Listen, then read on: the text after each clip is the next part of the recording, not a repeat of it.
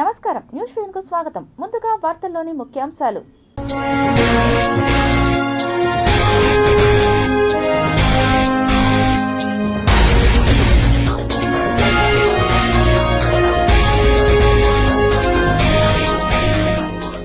మరో సరికొత్త రికార్డు దిశగా ఇస్రో బాహుబలి రాకెట్ ప్రయోగానికి సర్వం సిద్ధం.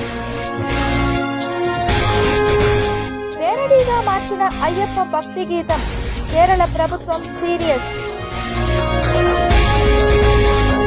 మరోసారి ఢిల్లీకి సీఎం చంద్రబాబు, పోలవరంతో పాటు కొత్త ప్రాజెక్టులపై ఫోకస్. ఏపీ సీఎం చంద్రబాబుకు ప్రతిష్టాత్మక award, business reformer of the year గా ఎంపిక. మెడికల్ కళాశాల ప్రైవేటీకరణపై మాజీ సీఎం ఫైర్, అధికారంలోకి వచ్చిన 2 నెలల్లోనే వాళ్లను జైల్లో పెడతాం, జగన్ సంచలన వ్యాఖ్యలు.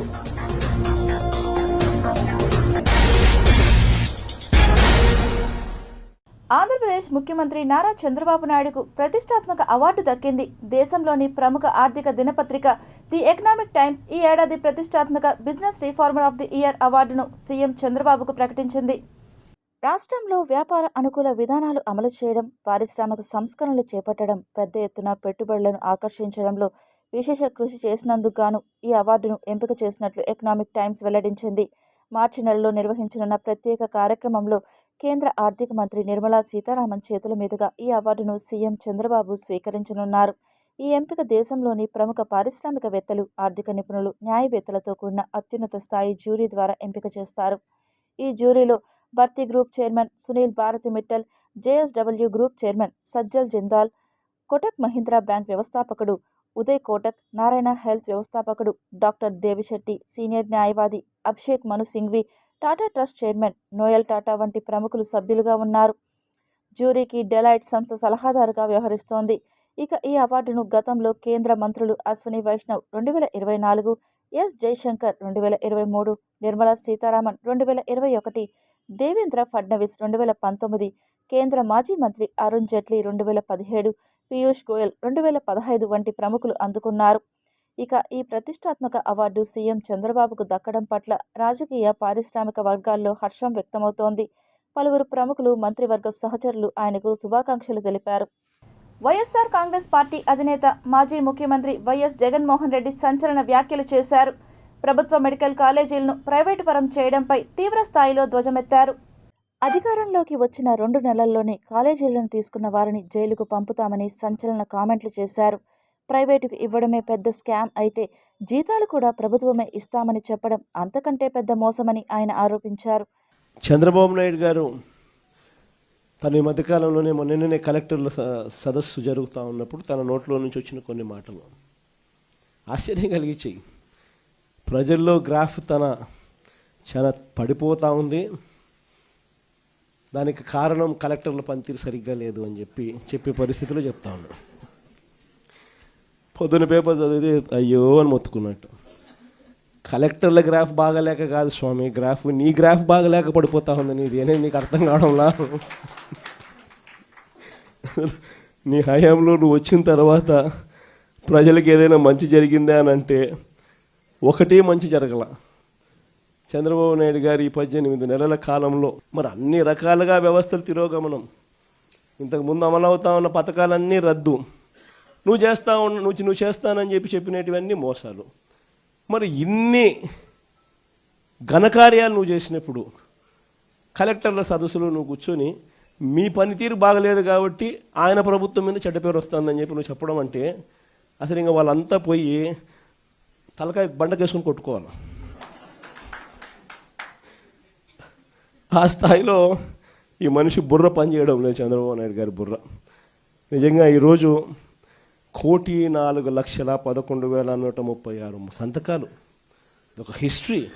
ఇవన్నీ రేపొద్దున మనం ఇన్ని ప్రయత్నాలు చేసిన తర్వాత కూడా ఎక్కడన్నా కూడా చంద్రబాబు నాయుడు వినకుండా దీనికి ముందుకు తీసుకొని పోతే మాత్రం ఆ తర్వాత కాలేజీలు తీసుకున్నోడిని మాత్రం మనం అధికారంలోకి వచ్చిన వెంటనే 2 నెలలు తిరగక మునిపే అందరు జైళ్ళల్లో ఉంటారు. ఆ కాలేజీలు తీసుకున్న వాళ్ళు మాత్రం స్కాములు అనేది మదర్ ఆఫ్ ఆల్ స్కామ్స్ కింద ఇది నిరూపితమవుతుంది. మరోసారి హస్తిన పర్యటనకు సిద్ధమయ్యారు ఆంధ్రప్రదేశ్ ముఖ్యమంత్రి నారా చంద్రబాబు నాయుడు. రేపు ఆయన ఢిల్లీకి వెళ్లనుండగా ఈ పర్యటనలో కీలక అంశాలపై కేంద్రంతో చర్చలు జరపనున్నట్లు సమాచారం. ప్రధాని నరేంద్ర మోడీని కలిసే అవకాశం ఉన్నట్లు తెలుస్తోంది. పోలవరం ప్రాజెక్టు అంశంతో పాటు నల్లమల సాగర్ వంటి కొత్త నీటిపారుదల ప్రాజెక్టులకు సంబంధించిన అనుమతులపై సీఎం చంద్రబాబు ప్రధానితో చర్చించనున్నట్లు సమాచారం. పోలవరం ప్రాజెక్టుకు సంబంధించి పెండింగ్లో ఉన్న బకాయిల చెల్లింపుపై కూడా ముఖ్యమంత్రి చంద్రబాబు నాయుడు కేంద్రాన్ని కోరనున్నారని తెలిసింది. అలాగే నల్లమల సాగర్ ప్రాజెక్టుకు సంబంధించిన DPR, central water commission CWC అనుమతులపై చర్చలు జరపనున్నారు. ఢిల్లీ పర్యటనలో భాగంగా కేంద్ర జలశక్తి మంత్రి విఆర్ పాటిల్ను కూడా సీఎం చంద్రబాబు కలవనున్నారు. రాష్ట్రానికి అత్యంత కీలకమైన నీటిపారుదల ప్రాజెక్టులకు సంబంధించిన అంశాలపై ఈ భేటీ కీలకంగా మారనుంది. అదే సమయంలో ఢిల్లీలో టీడీపీ ఎంపీలతో సమావేశం నిర్వహించనున్న సీఎం చంద్రబాబు రాష్ట్ర ప్రయోజనాల కోసం కేంద్రంతో ఎలా ముందుకు వెళ్లాలన్న దానిపై వ్యూహం రచించనున్నట్లు సమాచారం. ఈ పర్యటన ద్వారా పోలవరం ప్రాజెక్టుకు వేగం రావడంతో పాటు కొత్త ప్రాజెక్టులకు కేంద్రం నుంచి గ్రీన్ సిగ్నల్ వచ్చే అవకాశం ఉందని రాజకీయ వర్గాలు భావిస్తున్నాయి. అయ్యప్ప భక్తి గీతాన్ని పేరడీగా మార్చిన ఘటనపై కేరళ ప్రభుత్వం తీవ్రంగా స్పందించింది. భక్తుల మనోభావాలను దెబ్బతీసే విధంగా రూపొందించిన ఈ పేరడీ పాటను ప్రభుత్వం అత్యంత సీరియస్గా పరిగణిస్తోంది.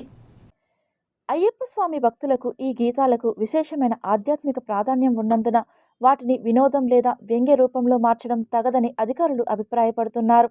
అవసరమైతే ఈ అంశంపై చట్టపరమైన చర్యలు కూడా తీసుకుంటామని కేరళ ప్రభుత్వం స్పష్టం చేసింది. అయితే కేరళలో ఇటీవల జరిగిన స్థానిక సంస్థల ఎన్నికల సమయంలో ఓ అయ్యప్ప భక్తి గీతం సోషల్ మీడియాలో వైరల్గా మారింది. అయితే ఆ భక్తి గీతాన్ని పేరడీగా మార్చి భక్తుల మనోభావాలను దెబ్బతీసేలా వ్యంగ్యాత్మకంగా రూపొందించడం మరో వివాదానికి దారితీసింది. నిత్యం దేవాలయాల్లో మార్మోగే ప్రసిద్ధ అయ్యప్ప భక్తి గీతం పొట్టియే కెట్టియే పాట ఆధారంగా ఈ పేరడీ పాటను రూపొందించడంతో వివాదం మరింత ముదిరింది. దీనిని మత విశ్వాసాలను అవమానించడం, ప్రజలను ఘర్షణలకు ప్రేరేపించడమేనని ఆరోపిస్తూ కేరళ పోలీసులు బుధవారం 3 వ్యక్తులపై కేసు నమోదు చేశారు. తిరువాభరణ పద సంరక్షణ సమితి ప్రధాన కార్యదర్శి ప్రసాద్ కుళికల సైబర్ పోలీసులకు ఫిర్యాదు చేయడంతో ఈ కేసు నమోదయ్యింది.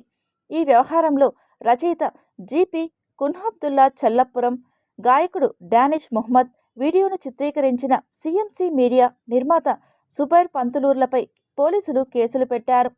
అయ్యప్ప పేరడీ సాంగ్పై ఎఫ్ఐఆర్ నమోదు చేయడాన్ని ప్రతిపక్ష పార్టీలు తీవ్రంగా విమర్శించాయి. సిపిఐఎం పేరడీకి భయపడుతోందని ప్రతిపక్షాలు వ్యంగ్యాస్త్రాలు సంధించాయి. గతంలో కూడా అయ్యప్ప భక్తి పాటలను పేరడీ రూపంలో ట్యూన్ చేసిన సందర్భాలు ఉన్నాయని, అప్పుడు ఎందుకు చర్యలు తీసుకోలేదని కాంగ్రెస్ పార్టీ ఎద్దేవా చేసింది. భారత అంతరిక్ష పరిశోధనా సంస్థ ఇస్రో మరో కీలక ప్రయోగానికి సిద్ధమైంది. అమెరికాకు చెందిన 6500 కిలోల బరువైన బ్లూ బర్డ్ 6 అనే కమ్యూనికేషన్ ఉపగ్రహాన్ని ఈ నెల 21న ప్రయోగించబోతోంది. ఇస్రో రూపొందించిన బాహుబలి LVM-3 M6 రాకెట్ ద్వారా దీనిని నిర్వహించనుంది.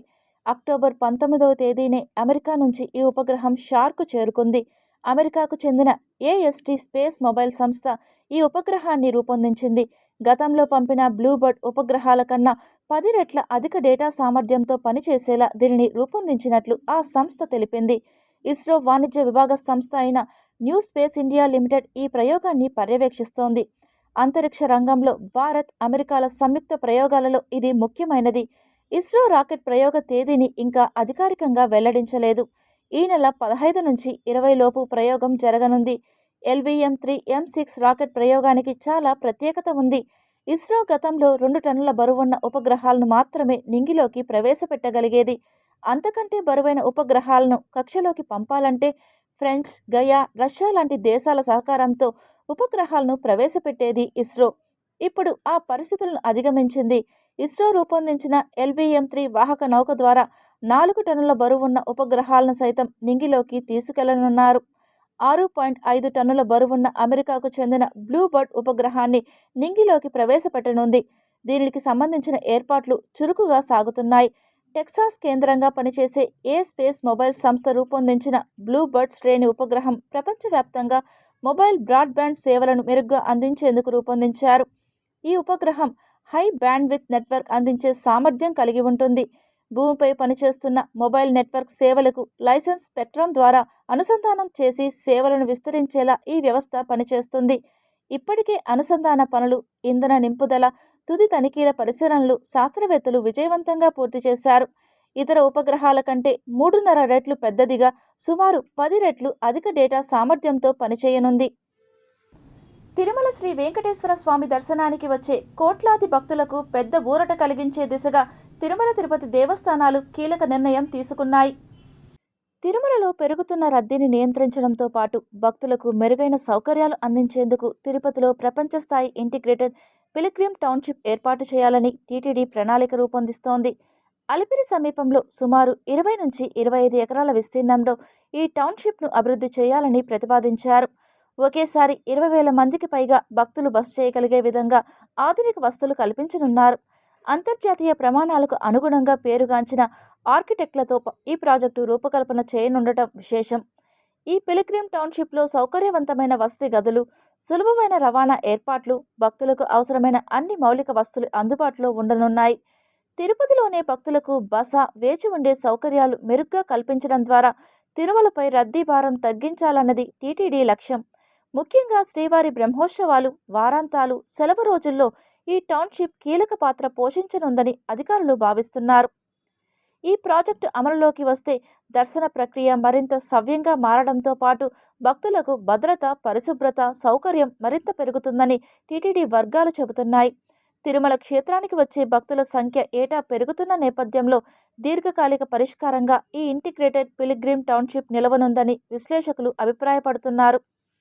నగరంలో కోట్ల రూపాయల వ్యయంతో నిర్మించిన రోడ్లు కాంట్రాక్టర్ల ధన దాహానికి నెలలు గడవకముందే గుంతలమయమై నరకప్రాయంగా తయారయ్యాయి.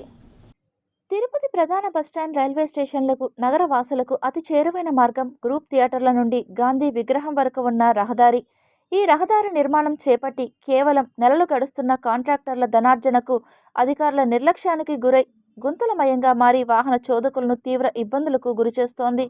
కేవలం ధనార్జనే ధ్యేయంగా రోడ్డు నిర్మాణం చేపట్టిన సదరు కాంట్రాక్టర్ నాసిరకంగా రోడ్డు నిర్మాణం చేయడంతో ఇటీవల కురిసిన కొద్దిపాటి వర్షానికి ఈ రహదారి దీనావస్థకు చేరుతుందని పలువురు అభిప్రాయపడుతున్నారు. ఇకనైనా అధికారులు స్పందించి రోడ్డు మరమ్మతులు చేపట్టి కాంట్రాక్టర్పై చర్యలు తీసుకోవాలని ప్రజలు విజ్ఞప్తి చేస్తున్నారు. అక్కడ తారు రోడ్డు వేశారు. వేసి సంవత్సరం తర్వాత కూడా ఆ రోడ్డు చూస్తే పాడైపోయింది, గుంతలు పడిపోయినాయి. ఈ రకంగా నాసిరకమైన పనులు చేయడం వల్ల రహదారులన్నీ కూడా దెబ్బతిన్నాయి. దెబ్బతినడం వల్ల పాదచారులకు, ప్రయాణికులకు చాలా ఇబ్బందికరంగా ఉంది, ప్రమాదాలు జరుగుతున్నాయి. ఇటువంటి పరిస్థితుల్లో ఈ రోడ్డును బాగు చేయాలని చెప్పి సిపిఎం పార్టీగా డిమాండ్ చేస్తున్నాం.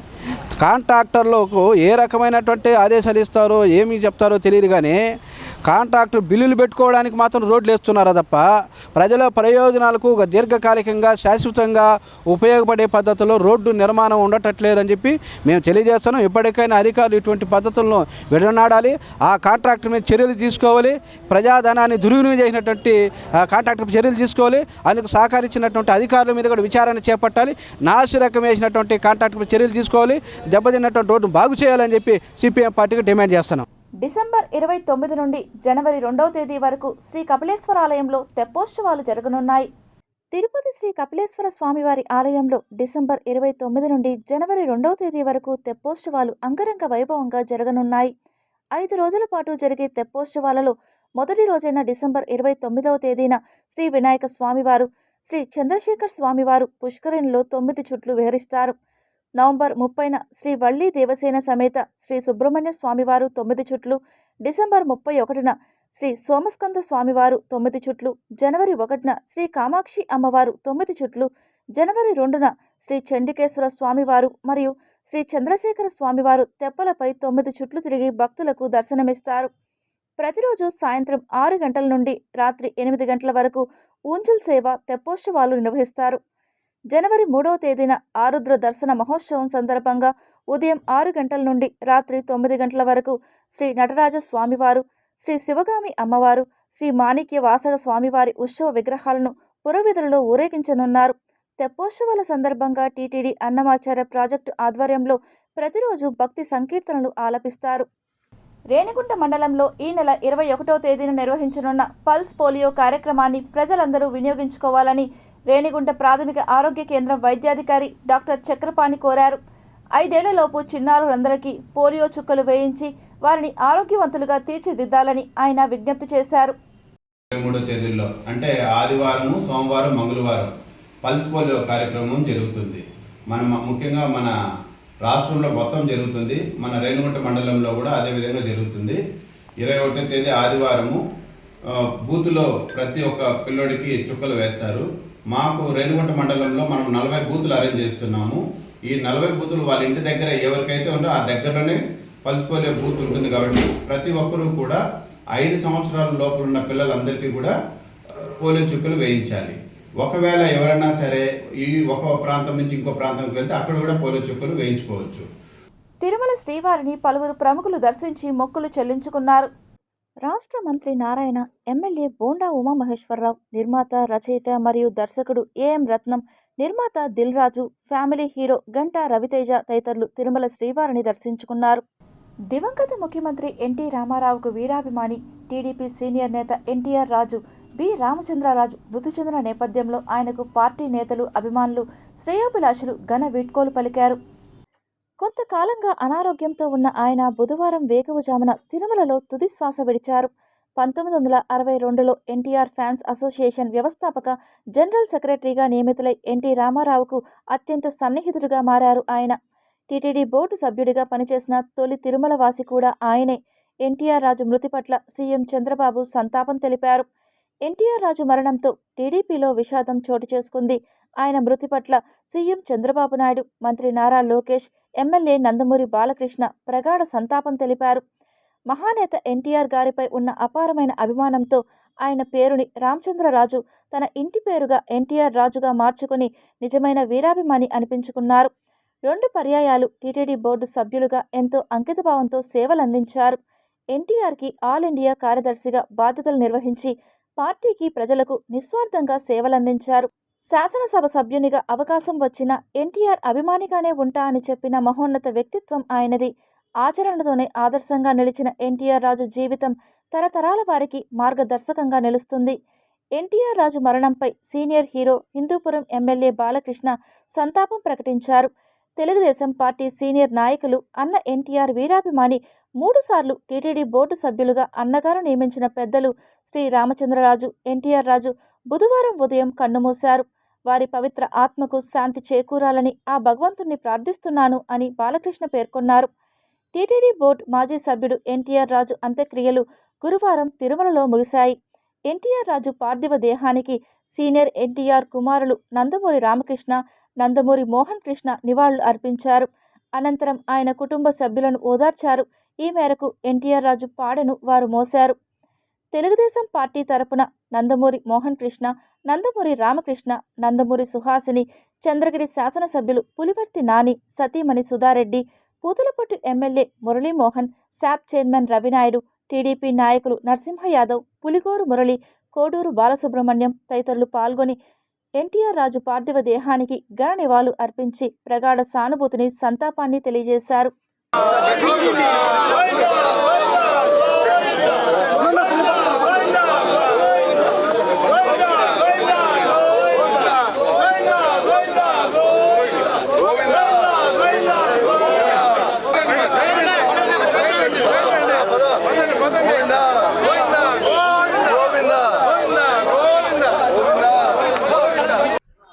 రామచంద్రరాజు గారు తెలుగుదేశం పార్టీ ఆవిర్భావం నుంచి నందమూరి తారక రామారావు గారి అడుగుజాడల్లో నడుస్తూ నందమూరి తారక రామారావు గారి అభిమానిగా కాకుండా ఆయన పేరునే తన పేరుగా మార్చుకున్నటువంటి త్యాగశైలి, నందమూరి కుటుంబానికి కానీ నారా కుటుంబానికి కానీ అత్యంత ఆప్తుడు,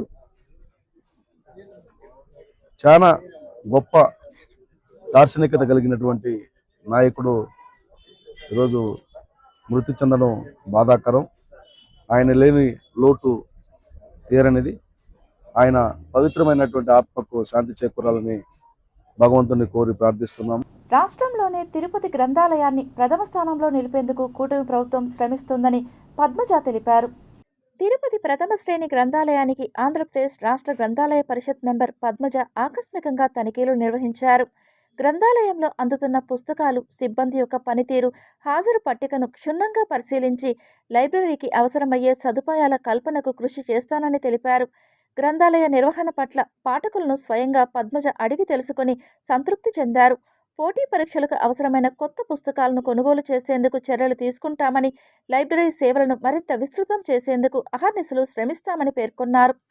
మెడికల్ కళాశాలను రాష్ట్ర ప్రభుత్వం ప్రైవేటీకరణ చేయడాన్ని వ్యతిరేకిస్తూ సిపిఐ రాష్ట్ర సమితి పిలుపు మేరకు చిత్తూరు అపోలో మెడికల్ కాలేజీ ముందు సిపిఐ ఆధ్వర్యంలో గురువారం నిరసన కార్యక్రమం జరిగింది. సిపిఐ చిత్తూరు జిల్లా కార్యదర్శి ఎస్ నాగరాజు మాట్లాడుతూ, మంగళగిరి పాదయాత్రలో నారా లోకేష్ మేము అధికారంలోకి వస్తే 107, 108 జీవోలను రద్దు చేసి మా ప్రభుత్వమే మెడికల్ కాలేజీలు అన్నింటినీ నిర్వహిస్తామని హామీ ఇచ్చి అధికారంలోకి రాగానే ఇచ్చిన హామీలను అమలు చేయడంలో రాష్ట్ర ప్రభుత్వం విఫలమైందని ఆరోపించారు.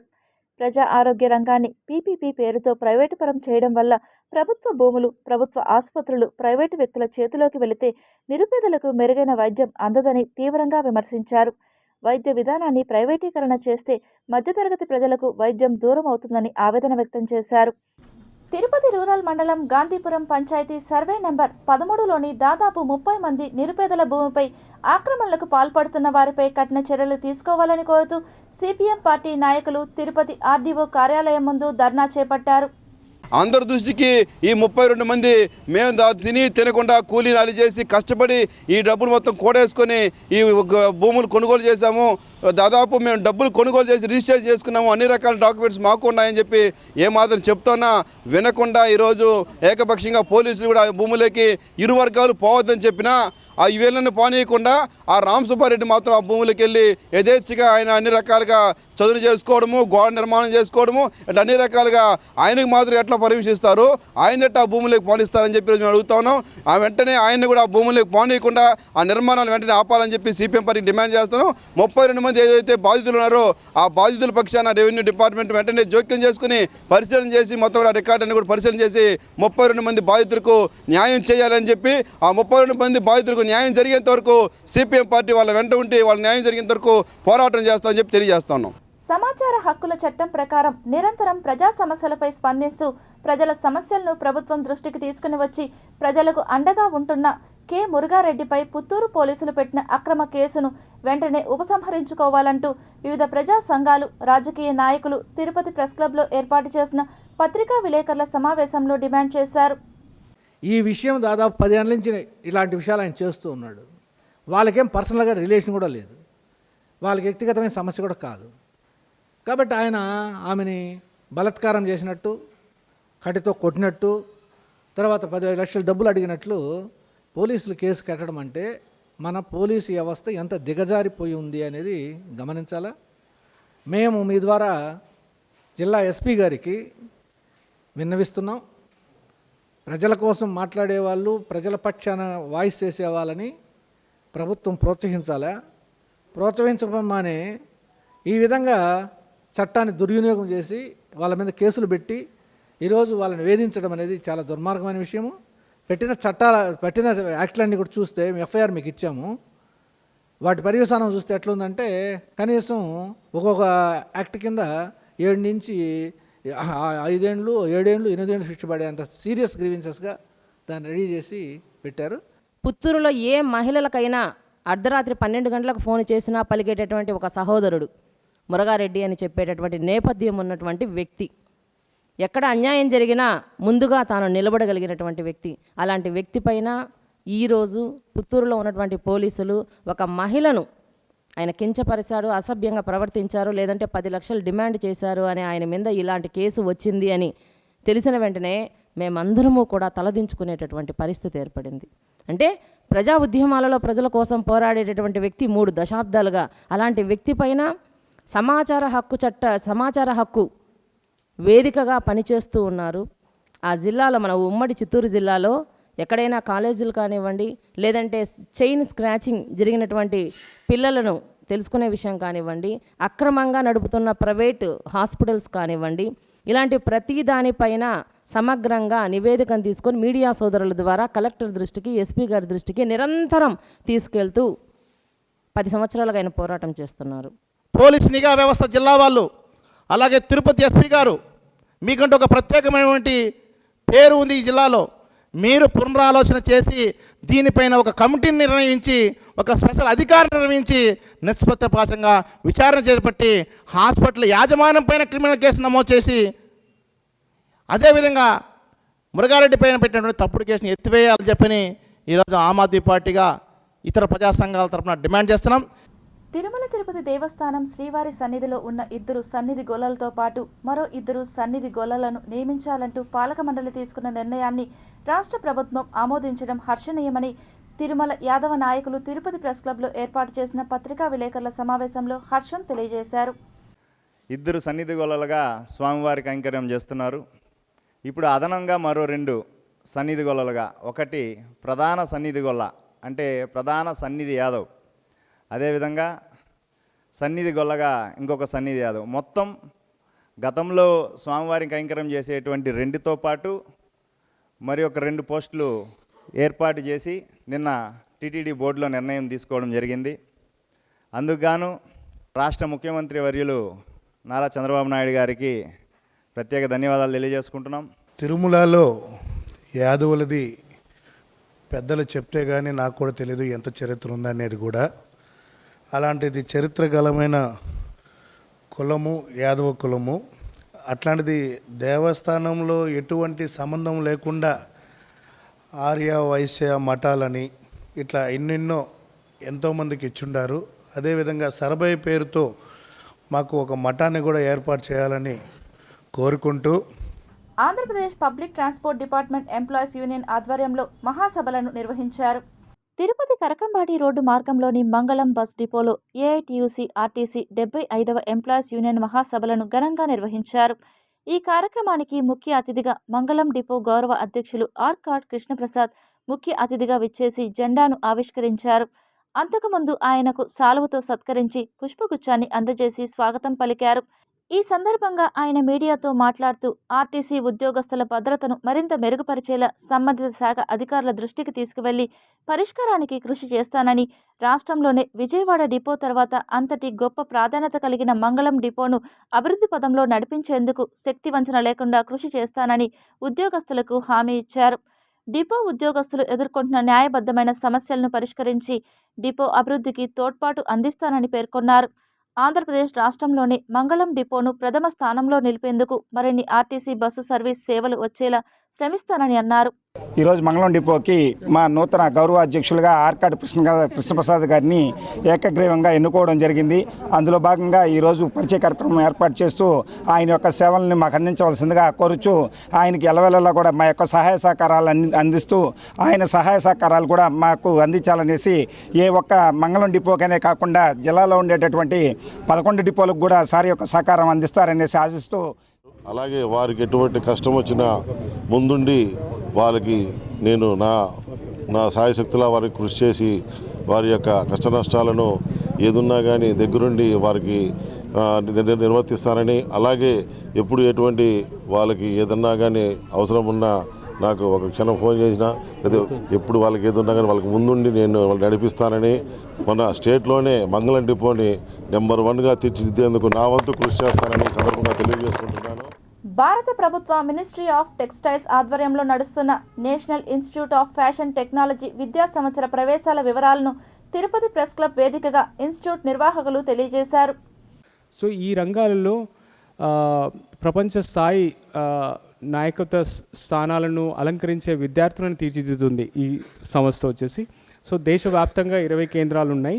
అండ్ ఇప్పుడు ప్రస్తుతము NIFT graduation, under graduation and doctoral స్థాయిల్లో కోర్సులను అద్భుతమైన ప్లేస్మెంట్ అవకాశాలను అందిస్తుంది.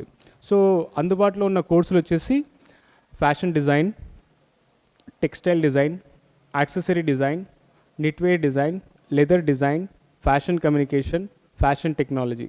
దీనికి కావాల్సిన అర్హత ఏంటంటే 10+2 అంటే ఎనీ ఇంటర్మీడియట్ పాస్ అయిన వాళ్ళు, దానికి సమానంగా ఏదన్నా కోర్స్ చేసిన వాళ్ళు కూడా దీనికి అర్హులు. అక్రాస్ వరల్డ్ చూసుకున్నారంటే నెంబర్ 10 ర్యాంక్ అనేది మన నిఫ్ట్కి ఉందండి. జస్ట్ లైక్ ఐఐటీస్ ఐఐఎమ్స్ లాగా. సో నిఫ్ట్ అనేది ఏంటంటే ఫ్యాషన్ ఎడ్యుకేషన్లో #1 ఇన్స్టిట్యూషన్ ఇన్ ఇండియా అండి. సో ఒక గుడ్ థింగ్ ఏంటంటే it is under ministry of textiles, government of India అండి.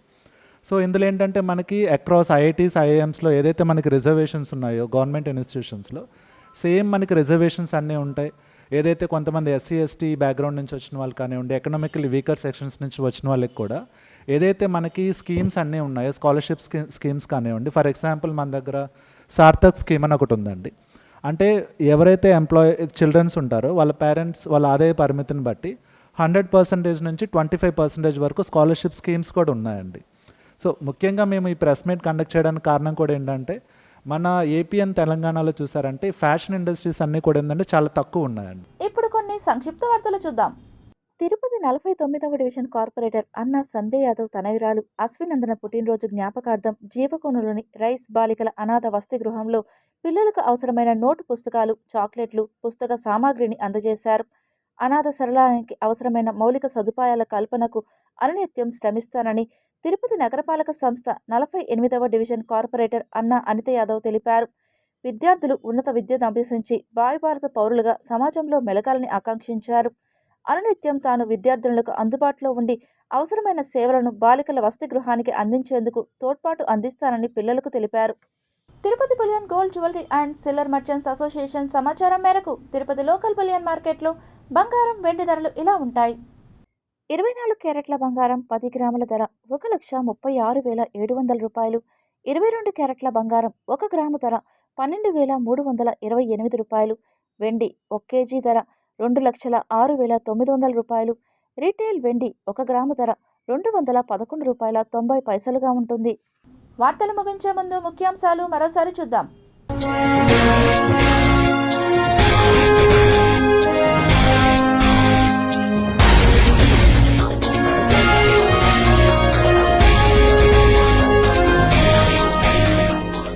మరో సరికొత్త రికార్డు దిశగా ఇస్రో బాహుబలి రాకెట్ ప్రయోగానికి సర్వం సిద్ధం. వేరడీగా మార్చిన అయ్యప్ప భక్తి గీతం కేరళ ప్రభుత్వం సీరియస్. మరోసారి ఢిల్లీకి సీఎం చంద్రబాబు, పోలవరంతో పాటు కొత్త ప్రాజెక్టులపై ఫోకస్. ఏపీ సీఎం చంద్రబాబుకు ప్రతిష్టాత్మక award, business reformer of the year గా ఎంపిక. మెడికల్ కళాశాల ప్రైవేటీకరణపై మాజీ సీఎం ఫైర్. అధికారంలోకి వచ్చిన 2 నెలల్లోనే వాళ్లను జైల్లో పెడతాం, జగన్ సంచలన వ్యాఖ్యలు.